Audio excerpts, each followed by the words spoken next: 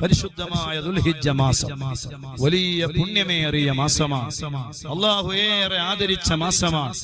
അല്ലാഹു സുബ്ഹാനഹു വ തആല ദീനിൽ നിർബന്ധമാക്കിയ എല്ലാ അമലുകളും ഒരുമിച്ച് കൂടുന്ന മാസം 10 ദിനരാത്രങ്ങളാണ് ദുൽഹിജ്ജയിലെ ആദ്യത്തെ 10 ദിനരാത്രങ്ങൾ.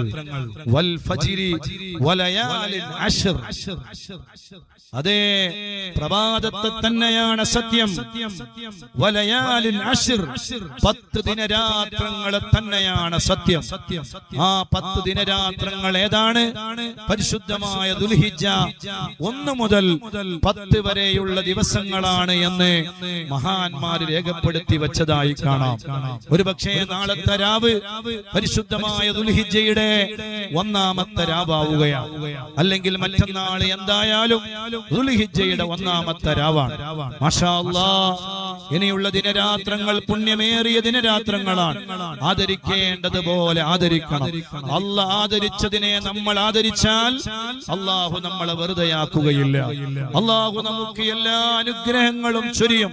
നമുക്കെല്ലാത്തിന്റെയും പ്രശ്നം എന്ന് പറയുന്നത് അല്ലാഹ് ആദരിച്ചതിനെ നമ്മൾ ആദരിക്കുന്നില്ല എന്നുള്ളതാണ്.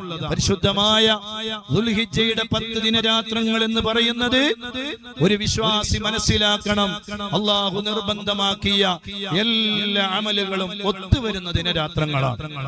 10 ദിനരാത്രങ്ങളിൽ നിസ്കാരമുണ്ട്, 10 ദിനരാത്രങ്ങളിൽ നോമ്പുണ്ട്, 10 ദിനരാത്രങ്ങളിൽ സക്കാത്തുണ്ട്, 10 ദിനരാത്രങ്ങളിൽ ഹജ്ജുണ്ട്. അങ്ങനെ അല്ലാഹു നിർബന്ധമാക്കിയ ദീനിലെ ഈ പ്രധാനപ്പെട്ട സംഗതികളെല്ലാം ഒത്തൊരുമിച്ച് കൂടുന്ന ഒരു ദിനരാത്രങ്ങളാണ് പരിശുദ്ധമായ ദുൽഹിജ്ജയിലെ 10 ദിനരാത്രങ്ങൾ എന്ന് പറയുന്നത്. അതുകൊണ്ട് ആ ദിനരാത്രങ്ങളെ നമ്മൾ ആദരിക്കണം.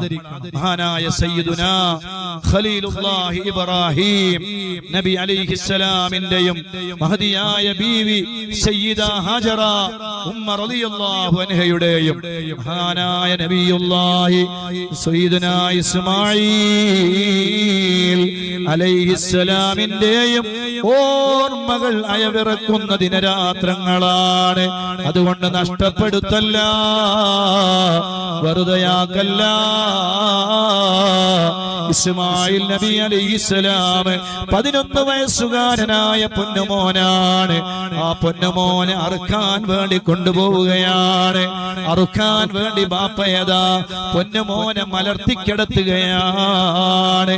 ആ പൊന്നുമോന്റെ കഴുത്തിലേക്ക് കത്തിവെക്കാൻ വേണ്ടി പോവുകയാണ് സയ്യിദുനാ ഇബ്രാഹിം അലൈഹിസ്സലാം. ഇബ്രാഹിം നബി അലൈഹിസ്സലാം ആ സമയത്ത് കത്തിയെടുത്തിട്ട് അല്ലാഹുവിന്റെ തീരുമാനം നടപ്പിലാക്കാൻ വേണ്ടി ഇസ്മായിൽ നബി അലൈഹിസ്സലാമിന്റെ അടുക്കലേക്ക് ചെല്ലുമ്പോ 11 വയസ്സുകാരനായ പൊന്നുമോനെ ഇസ്മദേ ബാപ്പയായ ഖലീലുല്ലാഹി ഇബ്രാഹിം നബി അലൈഹിസ്സലാമിനോട് പറയുകയാണ്, ബാപ്പാ എന്നെ നിങ്ങൾ കമഴ്ത്തി കിടത്തണം ബാപ്പാ, മലർത്തി കിടത്തരുത് ബാപ്പാ. എന്റെ തല തന്റെ മുഖം താഴെയാകണോ, എന്റെ മുഖം മുകളിലാകുന്ന രൂപത്തിലേ എന്നെ നിങ്ങൾ അറുക്കരുതേ, എന്റെ കഴുത്തിലേക്ക് നിങ്ങൾ കത്തിവെക്കരുതേ. സുബ്ഹാനല്ലാഹ്, ആദനായ റബ്ബിന്റെ മുന്നിലുള്ള സമർപ്പണമാണ്. ഒരു ബാപ്പാക്ക് മകന്റെ കഴുത്തിൽ കത്തിവെക്കാൻ മനസ്സ് വരുമോ?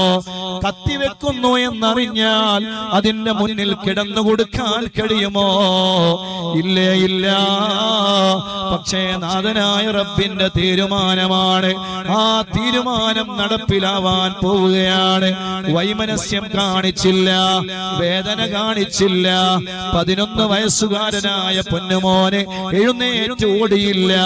ആ പൊന്നുമോന് ബാപ്പയോട് പറഞ്ഞത്, ബാപ്പാ എന്നെ നിങ്ങൾ കമഴ്ത്തിക്കിടത്തരുത്, എന്നെ നിങ്ങൾ മലർത്തിക്കിടത്തരുത്, എന്നെ നിങ്ങൾ കമഴ്ത്തിക്കിടത്തണേ. മകനായ ഇസ്മായിൽ നബി അലൈഹിസ്സലാമിനോട് ബാപ്പയായ ഇബ്രാഹിം നബി അലൈഹിസ്സലാം ചോദിക്കുകയാണ്, പൊന്നുമോനെ എന്തിനാണ് നീ അങ്ങനെ പറയാനുള്ള കാരണം? ഇസ്മായിൽ നബി അലൈഹിസ്സലാം 11 വയസ്സുള്ള പ്രായമാണ്. ആ